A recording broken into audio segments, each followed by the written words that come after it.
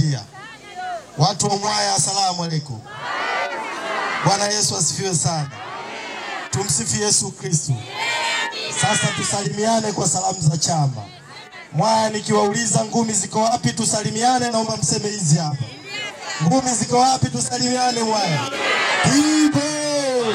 Sijasikia. Ngumi ziko wapi tusalimiane Mwaya? Ipo. Ipo. Ndugu zangu watu wa Mwaya, mimi naitwa Deogratias Cosmas Mahinyila. Ni mwenyekiti wa baraza la vijana wajanja kabisa, vijana wa Chadema, tunaitwa Bavicha. Nimefurahi sana kufika Mwaya tena leo. Nimefurahi sana.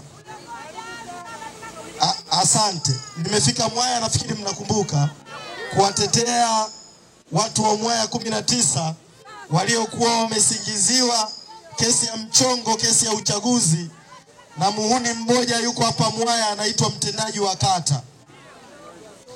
Namuita muhuni kwa sababu nazo sababu za msingi za kusema kwa nini ni muhuni, si ndio? Ukimsingizia mtu jambo la uongo, na wewe kiongozi wa umma, jina gani unalostahili kama sio kuitwa muhuni? Ni muhuni, sio muhuni? Sasa dawa ya muhuni ni kuwa muhuni zaidi yake. Sisi kule Berege, mimi natokea kata inaitwa Berege. Mwaka 2020 nilivyodhulumiwa udiwani, yule mtendaji wa kata usiku ule hakuwahi kurudi Berege mpaka leo. Msiniulize tulimfanya nini.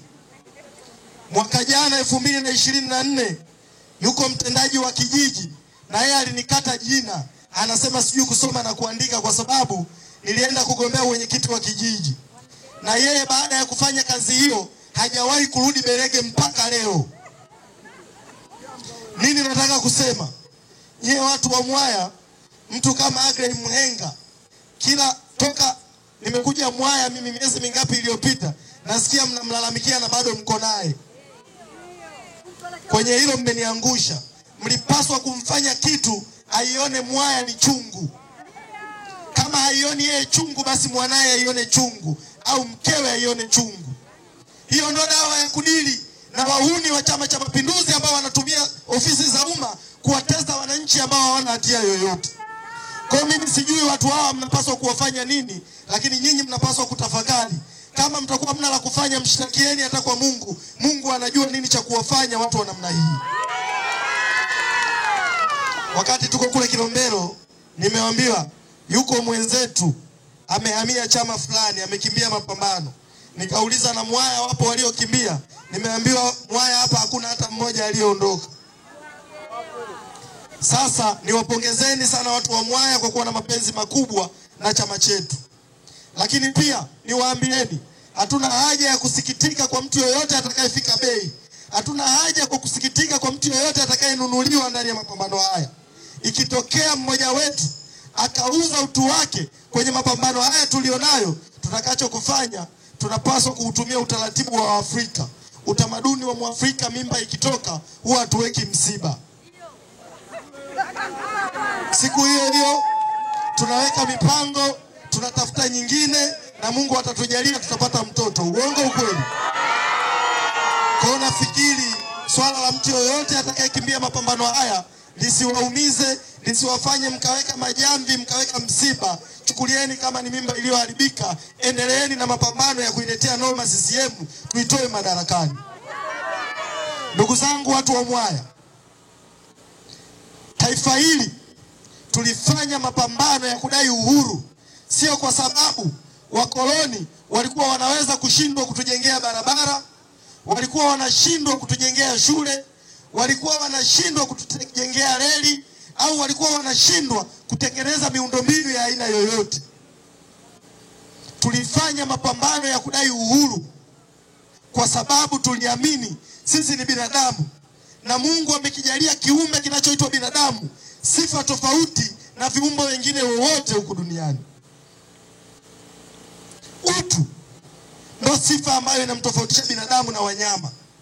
Kama miundombinu ingekuwa ni jambo la maana, basi kungekuwa kuna utofauti kati ya binadamu na ng'ombe. Kungekuwa kuna utofauti kati ya binadamu na mbwa.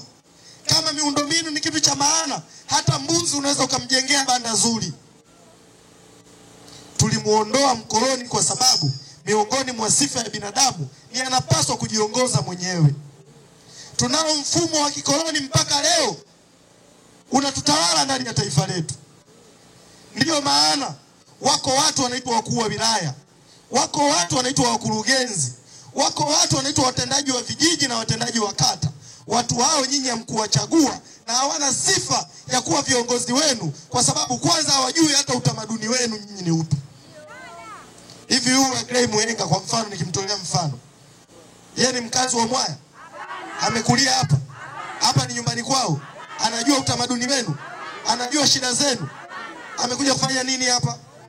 Ina maana Mwaya hapa hakuna kijana aliyemaliza form 4 au aliyemaliza form 6 au aliyemaliza chuo kikuu ambaye anapaswa kuwa mtendaji wenu nyinyi, ambaye ataweza kujua changamoto za miwa, ataweza kujua changamoto za shule, anaweza kujua changamoto za kiutamaduni mlizonazo watu wa hapa? Huyo kijana hayupo.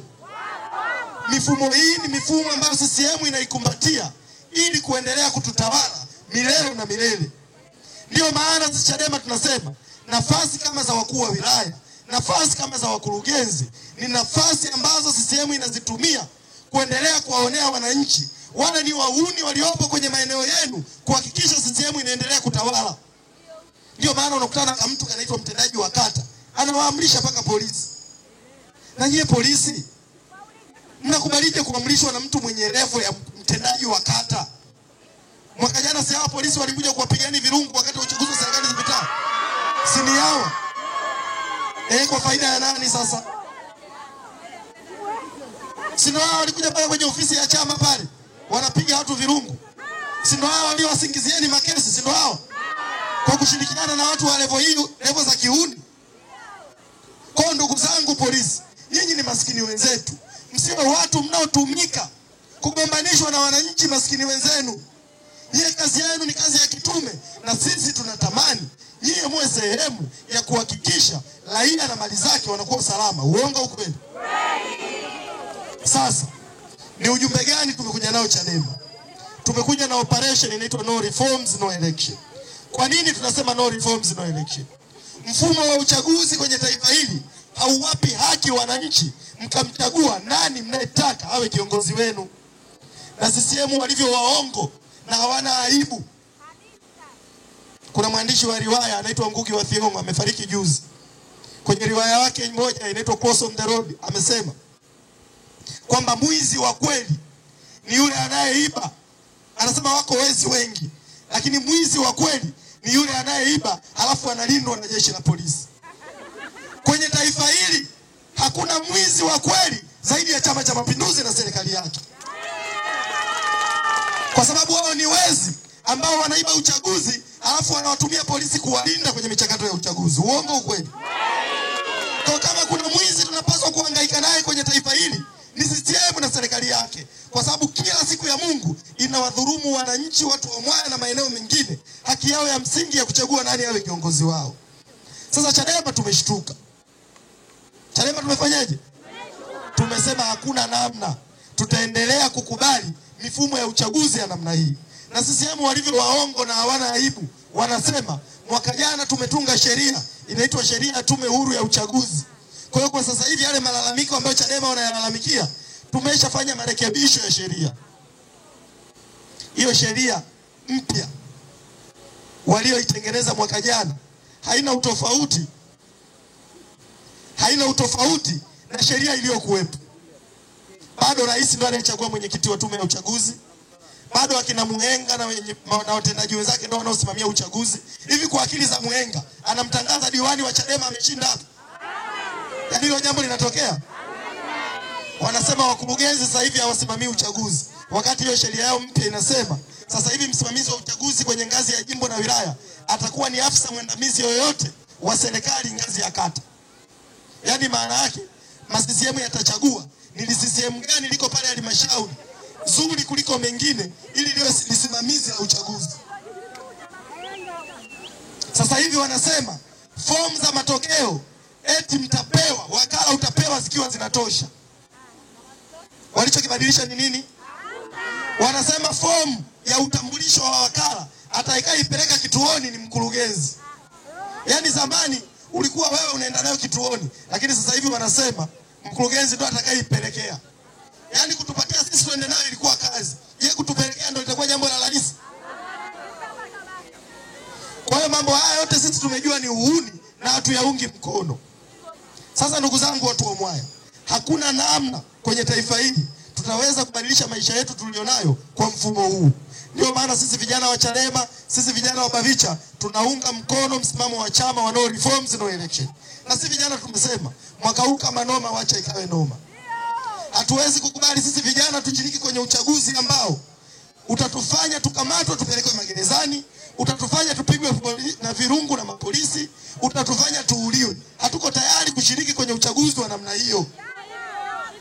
Juzi Rais Samia amesema kule Dodoma kwenye kikao chao cha CCM kwamba CCM imeshashinda uchaguzi. Sasa kama mnajua imeshashinda uchaguzi, kwa nini mnataka Chadema tushiriki uchaguzi ambao umeshashinda?